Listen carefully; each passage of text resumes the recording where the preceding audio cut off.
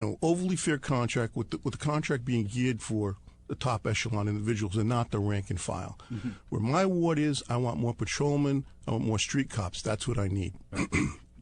Community policing. Exactly. Right.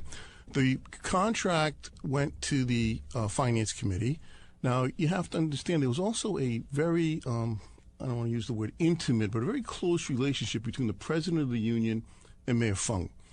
The president of that union contributed to his campaign, worked out in the field for him, with dropping literature, so on and so forth. So there was a very strong and tight bond between them.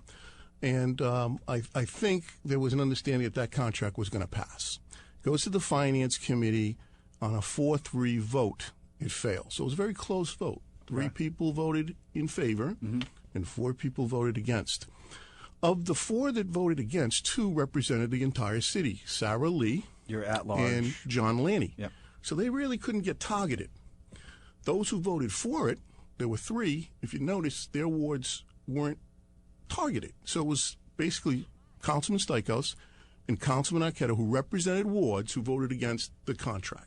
And those wards literally were blasted with a number of parking tickets, overnight parking. I remember clearly the morning when it hit the proverbial fan, when people woke up and talk about the kind of the type of ticketing that took place, because folks need to understand that, and this is the opinion of station management, as in the coalition station management, that from our own personal experience back through history on a much larger level, that there seems to be a persistent, continual level of harassment of folks who stand in the political sights, if you will, gun sights, of Mayor Alan Fung.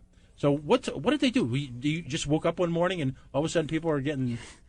I get up to run errands that morning, and as I'm driving down the major arteries of my district, I see all orange tags on the windshield. And technically, I've been there 7 years, and case in point is, constituent calls me with a complaint. There's a car heading in my street. It's 2 o'clock in the morning. Will you please make a call and get a policeman there to write a ticket? I mean, that's case in point. That's how it develops when an officer would write out a parking ticket. Right. When I receive a complaint from a constituent, I act.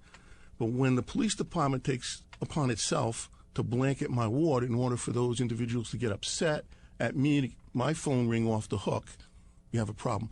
But I think there's even a greater problem here. We have a member of the police department in a high-ranking capacity who's hijacking that police department in order to fulfill his objective, which is that contract must pass at all costs.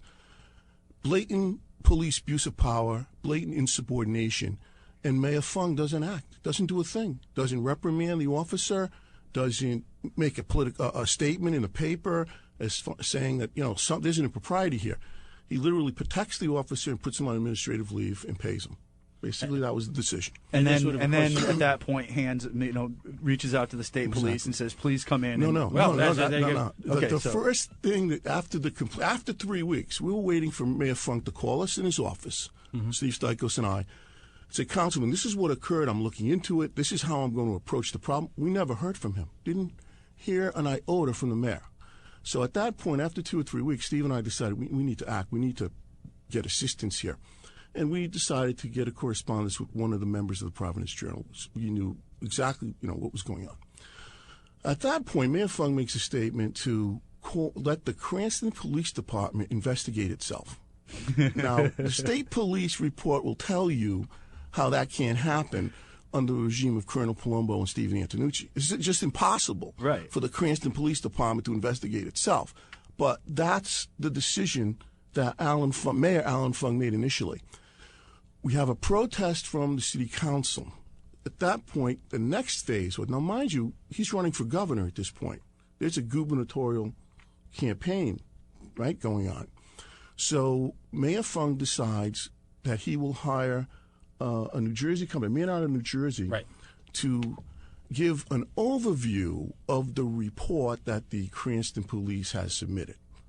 Now, in the background, if I can add, there is Talk Radio Nation is erupting because clearly, and Talk Radio Nation does lean Republican, and clearly at this point you've got a pitched battle between, as we call them, the blockheads, and I'm a blockhead, and the Funkinistas.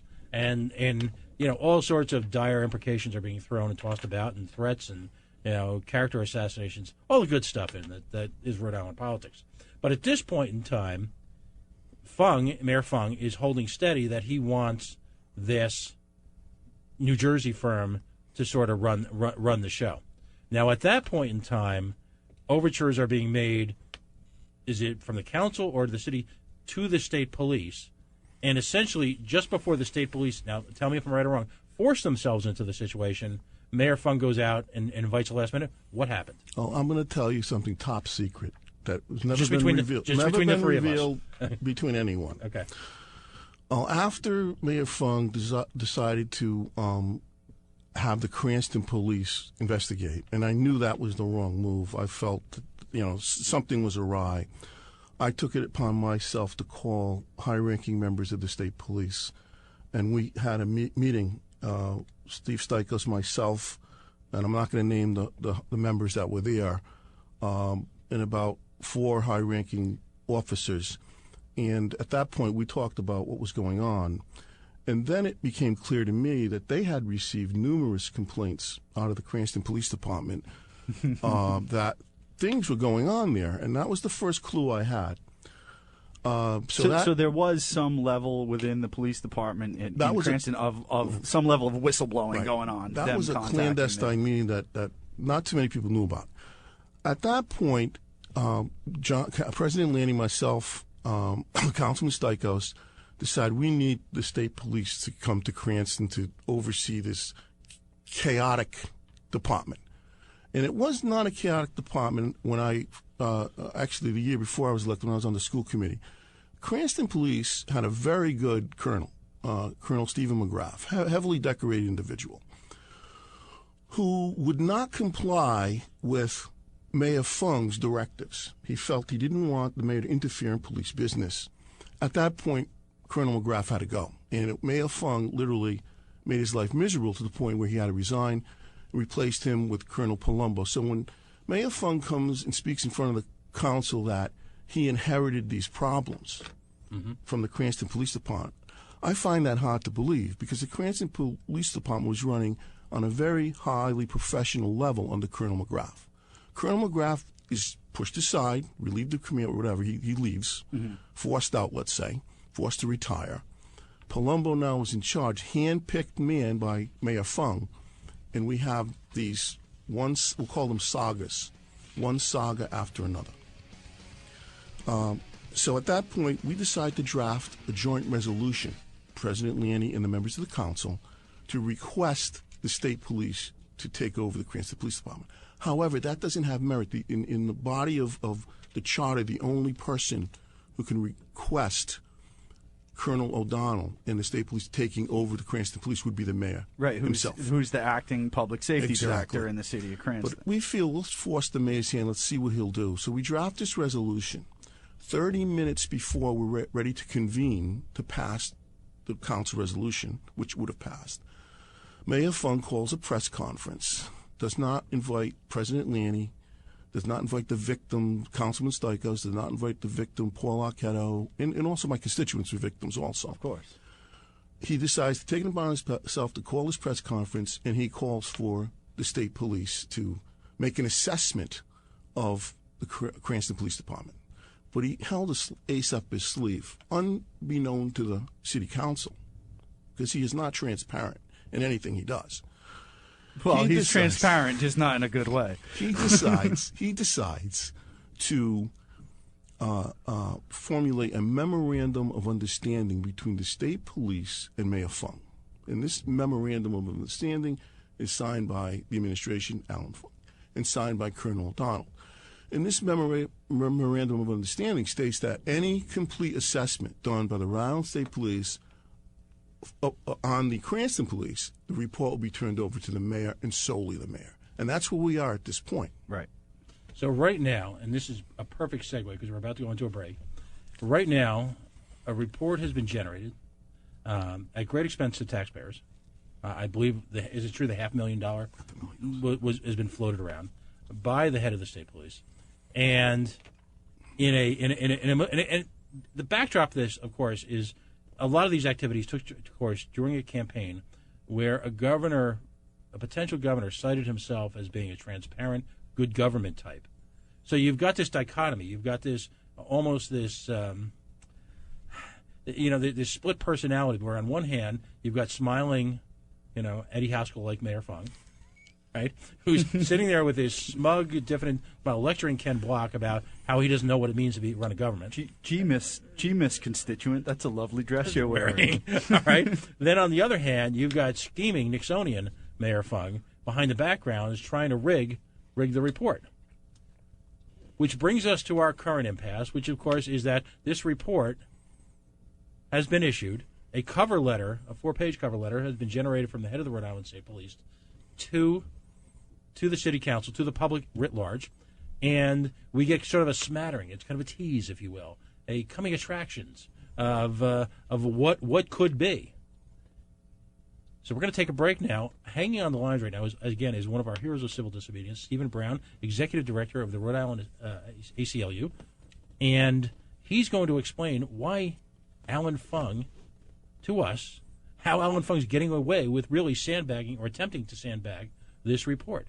So stay tuned. We're going to go to a break right now. You're listening to The Coalition, coalitionradio.us, facebook.com/The Coalition Radio, on the Mighty Mighty Twitter at Coalition_radio. You're listening to Paul Archetto, join David Fisher and I with an analysis, if you will, sort of a bedside. The doctor is in, and joining us in just a moment is the Doctor of Civil Liberties, Stephen Brown, ACLU. Stay tuned. We will be right back. When you get tired of the sounds of the drone, lock up each and not the rest. Beacon Shipping Logistics will ship any car, any vehicle, anywhere in the United States with door-to-door service. Just call 855-3-SHIP-IT. They ship vehicles for thousands of auto dealers throughout the country, so you know you can trust them to provide the most reliable auto transport in the industry. And they offer open or enclosed shipping for your precious cargo. Did you see a car online and can't get there? Let Beacon Shipping ship and deliver it right to your door. Need to get your boat from West Palm to Warwick Neck? Beacon can do it. Call Beacon Shipping Logistics for transporting one car to an entire fleet. Call 855-3-SHIP-IT or beaconshippinglogistics.com for service that shines. Let Beacon Shipping Logistics take the stress out of your life. Beacon Shipping Logistics provides the most honest auto transport service in the industry. Beacon Shipping Logistics, your one source for transporting one car or a whole fleet. Call 855-374-4748 for a free quote or beaconshippinglogistics.com. Need a vacation but don't have the funds? Don't worry yourselves. Just stop by Halfway Tree Authentic Jamaican Cuisine for a quick trip to the islands. Enjoy some authentic Jamaican food from Halfway Tree, named Best of Rhode Island by Rhode Island Monthly Magazine. Plus, every Saturday, it's New England's #1 weekly Caribbean party with Paul Michael. Halfway Tree is located in downtown Providence at 150 Chestnut Street. Visit us online at halfwaytreeri.com. Halfway Tree is Rhode Island's leading source for authentic Jamaican food and vibes. Superstar Vapor Pens have arrived. These 3-in-1 vapes come equipped with dry liquid atomizers, which allow them to vaporize a variety of blends, such as e-liquids, dry herbs, and CBD oils. The unit is rechargeable from any outlet, computer, or vehicle. Whatever your smoking pleasure, visit superstarvaporpens.com to see the latest products, e-liquids, and special offers. Become a premium e-liquid club member and get discounts, free shipping, and exclusive access to new products. Get the best. Superstar Vapor Pens. Superstarvaporpens.com or find them on Facebook and Twitter.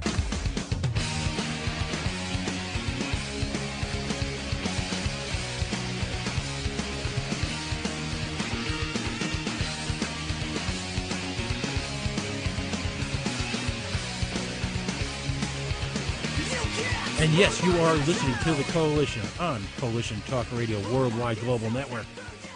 On the web at coalitionradio.us, facebook.com/The Coalition Radio, on the Mighty Mighty Twitter at Coalition_radio. We blog, we podcast. Again, David Broussard has got, the prolific David Broussard has got a brilliant piece up this week.